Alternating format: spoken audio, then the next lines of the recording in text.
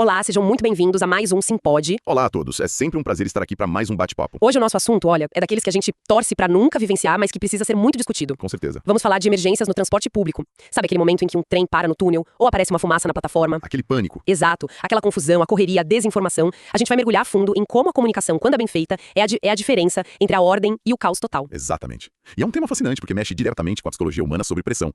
Uma estação de metrô já é, por si só, um ambiente sobrecarregado. Muito. É um bombardeio de sons, de luzes, anúncios, gente indo para todo lado.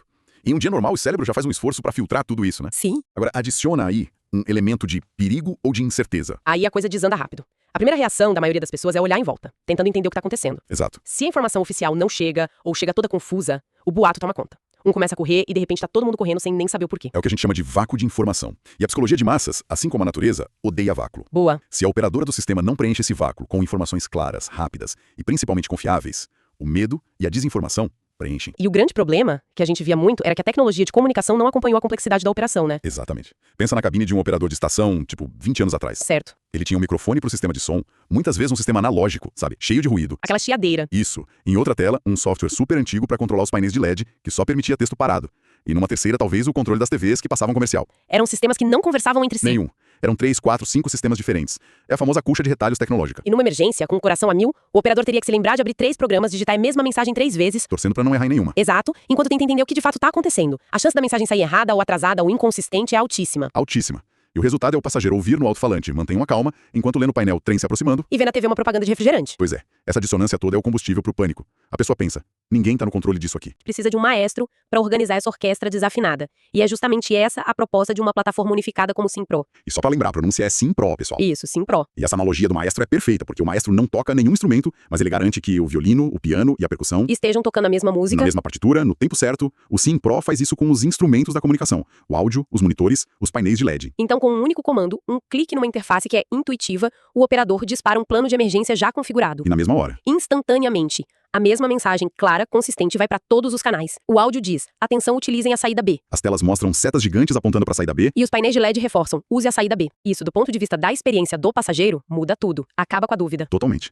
Em um momento de estresse, a nossa capacidade de processar informação complexa diminui muito. A gente precisa de instrução simples, direta E consistente. e consistente. Ver e ouvir a mesma orientação de fontes diferentes cria um reforço poderoso, gera confiança. A pessoa para de duvidar e começa a agir. É a diferença entre o passageiro virar parte do problema, correndo sem rumo, e virar parte da solução, seguindo as orientações de forma ordenada. Exato. Mas vamos lá um pouco do áudio? Porque eu acho que todo mundo já passou por aquela experiência de estar numa estação e ouvir um anúncio que... Que não dá pra entender nada. Nada. Parece que foi gravado por um pato rouco dentro de uma lata de lixo. Você só entende. Atenção. Shhh. Passageiros. Shhh. Obrigado. É um clássico mundial do transporte público. Isso acontece por vários motivos, né? Microfone ruim, alto-falante velho, acústica do lugar, Que geralmente é péssima. péssima. Uma mensagem que não dá pra entender é pior do que nenhuma mensagem, porque gera mais ansiedade. E como a tecnologia resolve isso? Não é só aumentar o volume, né? De jeito nenhum. A solução passa por um áudio digital de ponta a ponta, que elimina ruído, e por uma gestão inteligente dos alto-falantes. Mas o recurso mais poderoso, na minha opinião, Qual seria? é a possibilidade do áudio ao vivo, feito por um ser humano. Uma mensagem pré-gravada de mantenha calma, soa robótica, impessoal. É verdade. Mas ouvir a voz calma e firme de um operador treinado dizendo: pessoal, aqui é o operador da estação. Tivemos um problema, mas a nossa equipe já está atuando. Peço que todos se afastem da borda da plataforma. Isso tem um impacto psicológico imenso. A voz humana transmite empatia. Mostra que tem alguém ali no comando. E tem um outro nível de inteligência nisso, que é a capacidade de zonificar a comunicação.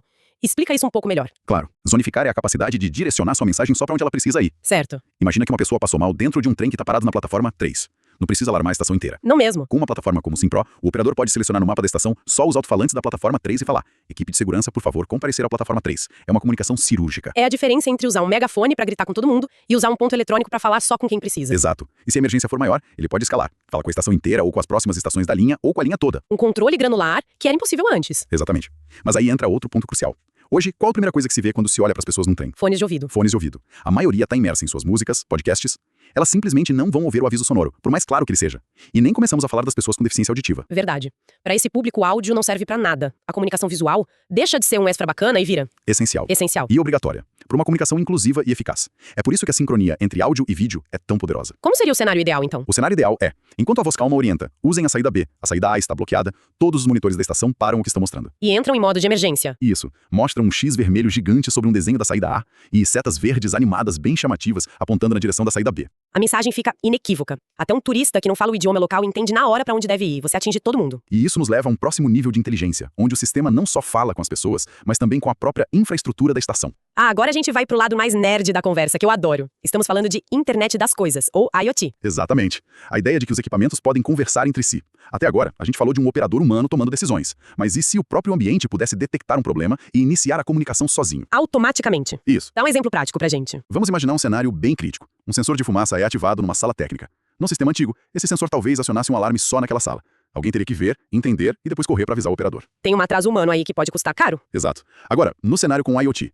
No momento em que o sensor detecta a fumaça, ele manda um sinal pro sim. Certo. A plataforma, que já foi programada como uma receita de bolo para essa situação, entra em ação em milissegundos. Ação 1. Aciona um alarme de incêndio na estação inteira. Ok. Ação 2. Exibe em todas as telas, evacue a estação imediatamente. E ação 3. E aqui tá a mágica da IoT. O que mais? Ele pode mandar um comando pro sistema de controle de acesso para destravar e abrir todas as catracas. E ao mesmo tempo, mandar outro comando para ativar os sprinklers de incêndio daquela área. Uau.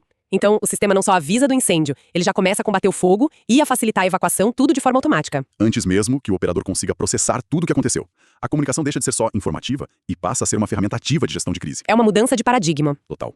Mas é importante pontuar que essa automação não é uma caixa mágica que se instala e pronto. Exige um planejamento rigorosíssimo por trás. Sim, as equipes precisam mapear todos os cenários possíveis. Exato. Criar esses fluxos de ação. O que acontece se um sensor falha? Quais são as redundâncias? A tecnologia é a ferramenta, mas a inteligência humana por trás é o que garante a eficácia. Excelente ponto. A tecnologia potencializa a capacidade humana, não a substitui. E essa lógica de gestão inteligente se aplica também num nível maior, né? Porque um sistema de metrô não é uma estação isolada, é uma rede. Uma rede com dezenas, às vezes centenas de estações, pátios, centros de controle. A coordenação entre todas essas partes numa crise é um desafio monumental. E aí que entra um conceito que a gente chama de federação. Se o Simpro em cada estação é um maestro local, a federação cria o maestro dos maestros, num centro de controle operacional, o CCO. Uma visão do todo. Uma visão de falcão da operação. Do CCO, o gestor da linha ou da rede consegue ver em uma única tela o status de todas as estações. Ele sabe qual mensagem está passando na estação Sé, qual alerta está ativo na Paraíso. Ele tem consciência situacional completa. E o mais importante, ele pode agir a partir dessa visão. Exato. Vamos supor que uma chuva forte alagou os trias entre 3 estações seguidas. Em vez de ligar para cada operador local e tentar coordenar uma mensagem por telefone... O que gera o famoso telefone sem fio. Perfeito. Em vez disso, o operador do CCO, com essa visão de falcão, seleciona as 3 estações afetadas no mapa e dispara uma única mensagem padronizada e sincronizada para todas elas ao mesmo tempo. Atenção, devido ao alagamento, a circulação entre as estações X, Y e Z está suspensa. Utilize os ônibus de apoio na saída. Isso agiliza a comunicação com o público e melhora drasticamente a comunicação da própria equipe.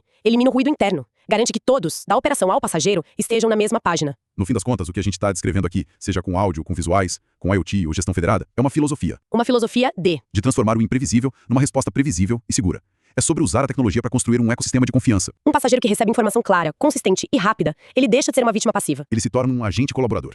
Ele entende o que precisa fazer e, na maioria das vezes, ele faz. E essa confiança é o ativo mais valioso que um operador de transporte pode ter, ainda mais numa crise. A tecnologia não é sobre as telas ou os alto-falantes, é sobre o resultado final. Ordem, segurança e o bem-estar de cada pessoa que está ali. Perfeitamente colocado. O foco é sempre humano. A tecnologia é o meio para garantir a segurança e a tranquilidade dessas pessoas. Que aula. Acho que ficou muito claro como uma plataforma de comunicação unificada realmente muda o jogo na gestão de emergências. Deixa de ser uma reação baseada no improviso e passa a ser uma resposta orquestrada e inteligente. Eu que agradeço. É um assunto que me empolga porque a gente vê na prática o impacto positivo que ele tem na vida das pessoas. Com certeza. E para quem nos ouviu, curtiu o papo e quer entender mais a fundo como essa revolução da comunicação pode ser aplicada, o caminho é bem simples. Agora é com vocês. Acesse o nosso site em www.sim.pro.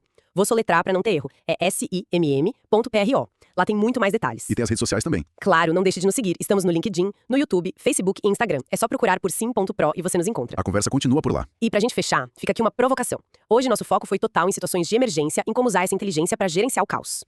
Mas pensem no potencial disso pro dia a dia. Pra operação normal, imagine essa mesma tecnologia sendo usada para guiar grandes públicos no evento, para criar experiências interativas no museu ou para tornar um shopping mais acessível. Ir além da emergência. Exato. Talvez o futuro da comunicação em espaços públicos não seja apenas sobre evitar o pânico, mas sobre construir ambientes que sejam, por padrão, mais inteligentes, mais eficientes e, fundamentalmente, mais humanos. Fica aí a reflexão. Valeu, pessoal. A gente se encontra no próximo Simpósio.